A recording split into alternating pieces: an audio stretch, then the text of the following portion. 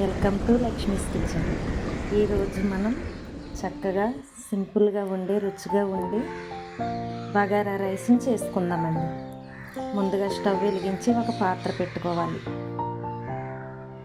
పాత్ర పెట్టుకున్న తర్వాత ఒక 3 గరిటెలు నెయ్యిని వేసుకోవాలి.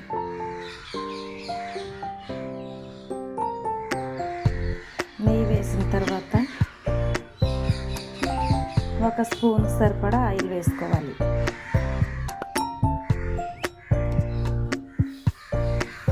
ఇది వేడయ్యే వరకు ఉంచి వేడైన తర్వాత ఈ ప్లేట్లో చూపించిన మసాలాలన్నీ వేసుకోవాలి. చెక్క, స్టార్ అనేస, యాలకులు, లవంగా, మిరియాలు, బిర్యానీ ఆకు ఇవన్నీ వేసుకుని చక్కగా చిటపట్లాడే వరకు వేగనివ్వాలి.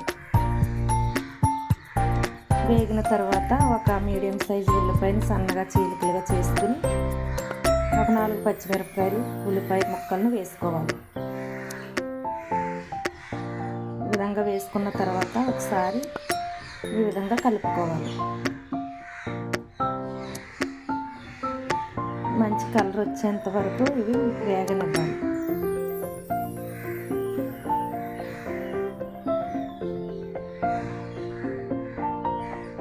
ఒకసారి మూత పెట్టుకుని మంచి కలర్ వచ్చేంత వరకు వేగనివ్వాలి. మూత తీసి చూద్దామండి. చక్కగా కలర్ అయితే వచ్చినాయండి, మంచి బ్రౌన్ రంగు అయితే వచ్చింది. ఈ విధంగా ఉన్నప్పుడు ఒక స్పూన్ అల్లం వెల్లుల్లి పేస్ట్ వేసుకోవాలి. వేసి చక్కగా వేగే వరకు వేగనివ్వాలి. ఈ విధంగా కలుపుకొని వేగనివ్వాలి.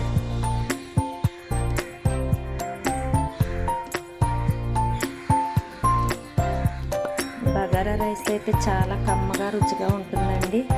మనం మంచిగా ఈ విధంగా చేసుకుంటే చాలా బాగుంటుంది. ఈ విధంగా ఉన్నప్పుడు కొద్దిగా కొత్తిమీర, పుదీనా వేసి ఒకసారి ఈ విధంగా కలుపుకోవాలి.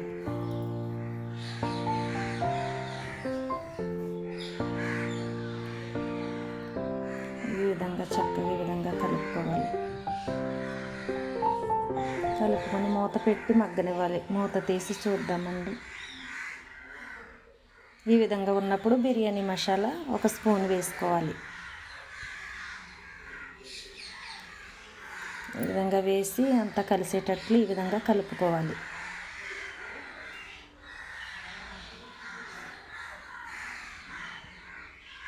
ఈ విధంగా ఉన్నప్పుడు నేనైతే ఒక లోట రైస్ బియ్యాన్ని తీసుకున్నానండి. ఒక లోట బియ్యానికి 2 లోటాలు వాటర్ వేసుకోవాలి. ఈ బగారా రైస్ అయితే చాలా బాగుంటుందండి. మనం ఏమీ వేసుకోవాల్సిన అవసరం లేదు. రుచికి సరిపడా ఉప్పు వేసుకోవాలి.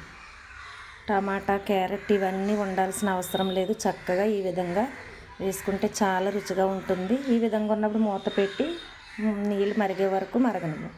మూత తీసి చూద్దామండి. తిరగబడినాయండి వాటర్. ఈ విధంగా ఉన్నప్పుడు ముందుగా ఒక అరగంట ముందు నానబెట్టుకున్న బియ్యాన్ని వేసుకోవాలి.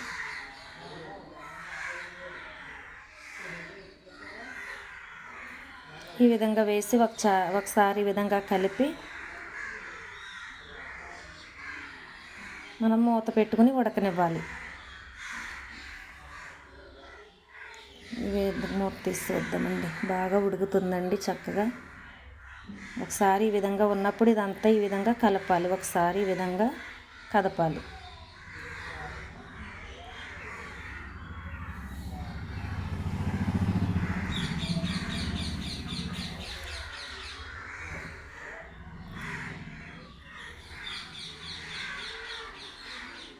చాలా కమ్మగా రుచిగా ఉంటుందండి.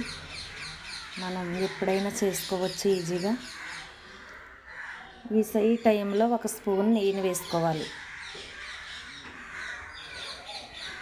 నెయ్యిని వేసుకుని మూత పెట్టుకుని రైస్ తయారయ్యే వరకు మగ్గనివ్వాలి. మూత తీసి చూద్దామండి. చక్కగా బగారా రైస్ అయితే రెడీ అయిపోయినట్లేనండి. ఇంకా చివరిగా మనం చక్కగా చాలా పొడి పొడిగా వచ్చిందండి. చాలా కమ్మగా ఉంటుంది. రైస్ అయితే ఇదిగోండి చక్కగా వచ్చింది.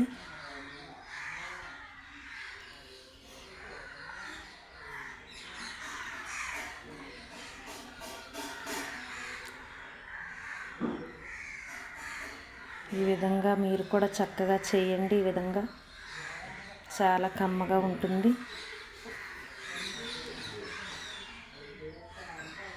మనం ఎప్పుడు చికెన్ వండుకున్నా ఈజీగా చేసుకునేది బగారా రైస్ అండి. కమ్మగా రుచిగా ఉంటుంది. చివరగా మనం కొత్తిమీర పుదీనా చిన్నగా కట్ చేసుకుని ఈ విధంగా పైన ఈ విధంగా చల్లుకోవాలి. చల్లుకొని మూత పెట్టుకుని చక్కగా అంతేనండి, మనం స్టవ్ ఆఫ్ చేసుకోవడమే. అంతేనండి, చివరిగా మనం చికెన్ కూరతో బగారా రైస్ రెడీ అయిపోయింది. మరి ఇది ఎలా వచ్చిందో కామెంట్లో తెలియచేయండి. మన ఛానల్ని లైక్, షేర్, సబ్స్క్రైబ్ చేసి సపోర్ట్ చేయండి. చాలా చక్కగా అయితే రెడీ అయిపోయిందండి. మీరు కూడా చేయండి. మీకు ఎలా వచ్చిందో కామెంట్లో తెలియచేయండి. మరొక వీడియోతో మీ ముందుకు వస్తానండి. ఓకేనండి, బాయ్.